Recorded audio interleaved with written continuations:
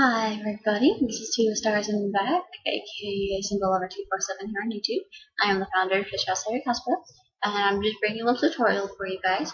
I did a cosplay tag earlier since I finished my cosplay for General Gaara from the Naruto Shippuden manga, and I've had a couple questions about my Gourd, so I figured I'd just do a quick little tutorial thing, just giving kind of a brief overview and telling like what I did for mine, because mine's a little bit different than everybody else's in different ways. So just gonna go over how I did it, and so I will give a couple suggestions along the way. So this is just a real short, quick video about how I briefly made Gourd. So, speaking of Gourd, ta-da! This is Confucius Sr. This is the second Gourd I've made. The first one I made was a lot smaller, lighter, and didn't have as many wrinkles, which you can kind of see if you see it in the right light. But anyway, so this is Confucius Sr. To begin with, you need your basic supplies. I used two big bouncy balls from Walmart, a lot of newspaper I saved up, duct tape, and if you want to do what I did, I used these rings. I know they're kind of hard to see on this video, but they're like rings you would use for index cards. You put them on, punch holes in them, put them on. I used 4 of these. Duct tape, paint, of course, which your paint really depends on your preference. I really don't care for floors that are one single solid shade and then have the letters painted on it. Mine has 3 different types of paint on it, as well as the black. So I'm gonna go over that again a little bit. But so you're gonna need paint. I use clear spray paint and spray this all over to it. Has kind of a sealant so it doesn't rub off as easy. I think that's about it. If not, I'll mention it along the way. So to begin, you take your 2 big bouncy balls and you mache them using paper mache. So you would use water and flour. I added a little bit of glue because I had so much left over from just random projects. And I mean, I don't think the glue did a whole heck of a lot, but I mean, it still stuck well. So I did 3 layers in each ball, and I didn't do it. I wouldn't recommend doing it flat straight because then when you try to add like the rings and the paint and stuff, it doesn't stick in as well. So I let it wrinkle. I really just didn't care, and for what I wanted to do, it's perfectly okay. But after the 3 layers, I used duct tape to connect the balls together. But I have kind of a sheet on here for my cosplay stuff earlier.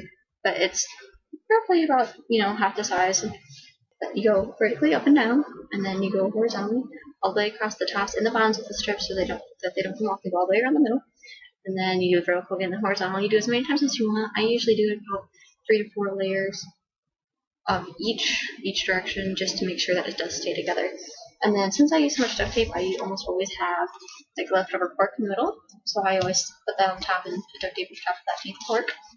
And then I use duct tape to add the rings.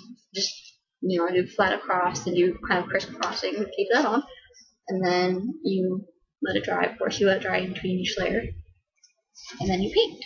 And to paint, when I painted this, I didn't use paintbrushes at all until I did the black.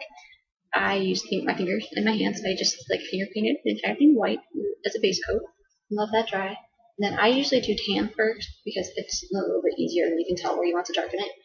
But you do whatever color you want. I used like a tan color and a really dark and a dark brown, so it has a little bit of different shading going on for different dark brown spots and tan spots. And I still leave some white. I don't completely cover it because I want it to look almost realistic and natural. And then after you finish painting it however you want it, you get that all done. Then you do the ease, and then you do the black. And then I just give it one good coat of finish spray paint, and then you finish. But when it comes to doing the different types of paint, you kind of want to be careful what you use and how much you use because it'll take longer to dry.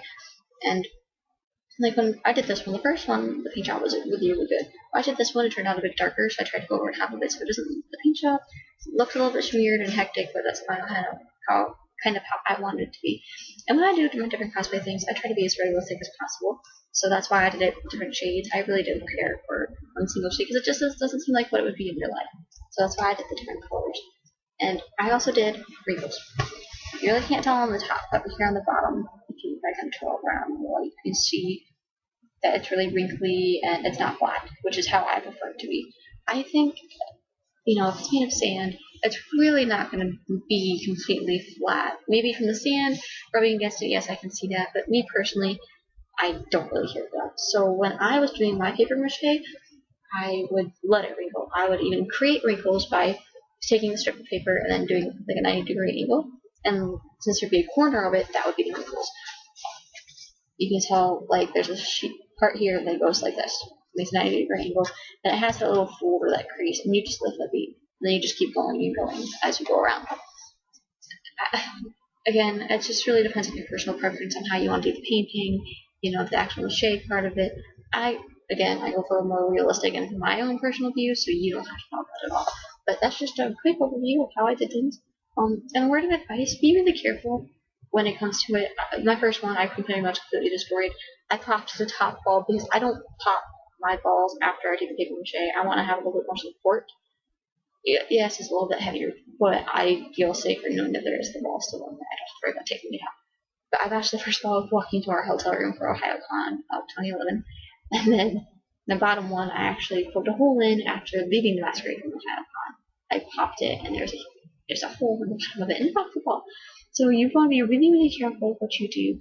But for the most part, mine's pretty sturdy.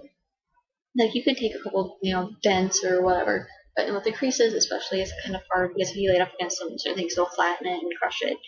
But, then again, it still looks kind of cool. So, again, it's really all up to you. But, that's how I did it. You don't have to follow my directions exactly. It depends on what you want and what you prefer. And, like, for the flour, I didn't use any exact measurements. I just took a bucket of water, poured in flour, mixed it until I liked it. The first one I think I did was kind of runny. And I kind of like that. It stuck well, but when I added a little bit more, that's just what I prefer. I prefer the thicker flour water mixture with a little bit of glue to keep it from coming off. So that's how I made my cord. So I hope you learned something. If you have any other questions that I didn't address, or you just want to talk about, just leave a comment, either on my TeamNet page saying you saw the video, or I have pictures that I'm going to be showing here in a few seconds about the process of how I did it. So if you have any questions about that, you can leave a comment here or on my DeviantArt page or on my pictures even. I will be more than happy to help you. I'm not going to hold back any secrets or anything because I just need to. But yeah, so I hope you learned something today, and I will talk to you all later. Ciao!